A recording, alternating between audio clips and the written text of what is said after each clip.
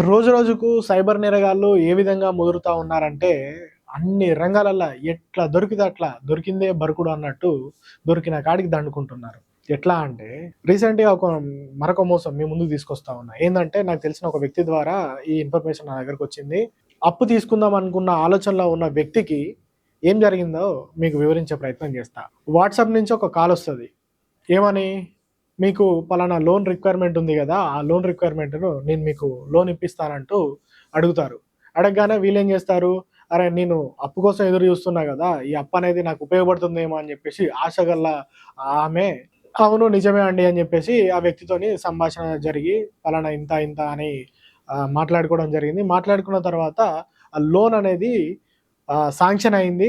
మీరిప్పుడు డబ్బులు పే జేయాలని జెప్పేసి ఒక ఫేక్ పీడీఎఫ్ అనేది సృష్టించి ఆవిడకి పంపించి, ముందుగా ఒక రూ. 5,000 మీరు జమ జేయండి. చేస్తే మీకు లోన్ శాంక్షన్ అయ్యిద్ది. మీకొచ్చేస్తుందని జెప్పేసి 5,000 తీసుకున్నారు. 5,000 తీసుకున్న తర్వాత మళ్ళీ అడిగితే 5,000 గాదండి, ఇంకొక 9,000 జమ జేయండి అని జెప్పేసి మళ్ళీ అడుగుతారు.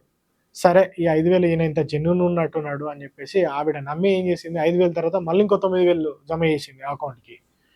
ఆ జమ చేసిన తర్వాత మళ్ళీ అడిగితే ఏమంటున్నారు, మీకు లోన్ కావాలనా? లోన్ కావాలంటే ఇంకొక 5,000 జమ చేయండి. అప్పటికే డౌటొచ్చింది ఆవిడకి. డౌటొచ్చి అడిగింది.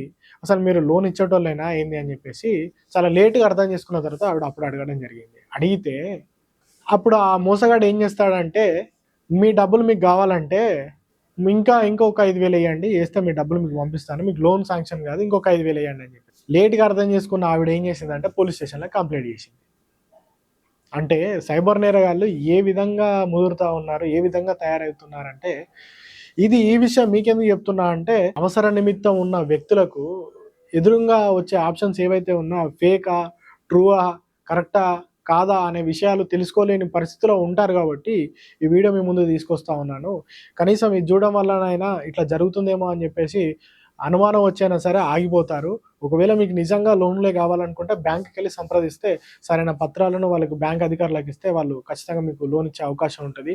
లేని పక్షంలో తెలిసిన వాళ్ళ ద్వారా మూవ్ అవ్వండి తప్ప, ఈ తెలవని వ్యక్తులతోని, అపరిచిత వ్యక్తులతోని ఇంకోటి ఏందంటే ఈ యాప్స్ గూడా పంపిస్తా ఉంటారు. ఏపీకే ఫైల్స్ అని కొన్ని కొన్ని పంపిస్తా ఉంటారు. అవి పంపడం వల్ల గూడా అవి ఓపెన్ చేసి చూడడం వల్ల గూడా మీకు సంబంధించిన డాటా అనేది లీక్ అయితా ఉంటది. సో, దయచేసి తెలవని వ్యక్తుల ద్వారా వచ్చినటువంటి మెసేజ్‌లే గాని, ఏది గాని దేనికి రెస్పాండ్ అవ్వకండి. ఒకవేళ రెస్పాండ్ అయితే ఈవిడకి జరిగినట్టే మీకు గూడా జరిగే అవకాశం ఉంటుంది.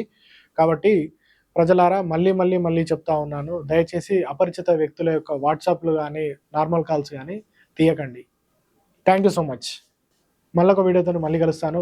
అప్పటి వరకు మన ఛానెల్‌ని ఎవరైతే సబ్స్క్రైబ్ చేసుకొని వారుంటారో ఛానెల్‌ని సబ్స్క్రైబ్ చేసుకోండి.